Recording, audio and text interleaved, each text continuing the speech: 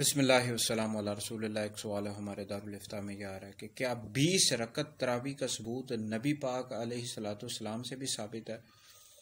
تو یاد رکھیں، نبی پاک علیہ السلام نے تراویح کا اہتمام فرمایا اور حضور علیہ السلام نے اس کو پسند بھی فرمایا، اور پھر اس وجہ سے آپ علیہ السلام نے ترک فرما دی، نہیں چھوڑ دی کہ کہیں میری امت پر فرض نہ ہو جائے۔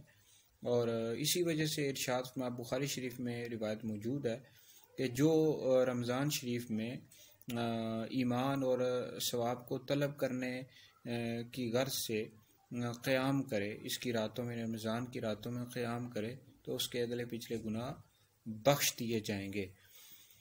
تو بہرحال حضرت سیدنا عمر بن خطاب رضی اللہ تعالیٰ عنہ جب دوسرے خلیفہ بنے تو آپ کے دور خلافت میں اس کا باقاعدہ، یعنی تراویح کی جماعت کا باقاعدہ اہتمام کیا گیا، اور نبی پاک علیہ السلام سے بھی 20 رکعت تراویح کا ثبوت ملتا ہے۔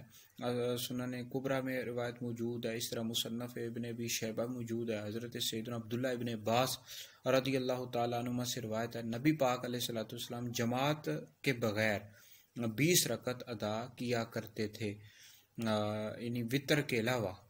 یہ سنن کبریٰ بھی موجود ہے، مصنف ابن ابی شیبہ موجود ہے کہ نبی پاک علیہ السلام 20 رکعت نماز تراویح ادا کیا کرتے تھے۔ اور پھر حضرت سیدنا فاروق اعظم رضی اللہ تعالیٰ عنہ کے مبارک دور میں 20 رکعت تراویح کا یعنی اہتمام کیا گیا جماعت کے ساتھ۔ تو بہرحال اس پر بے شمار دلائل موجود ہیں۔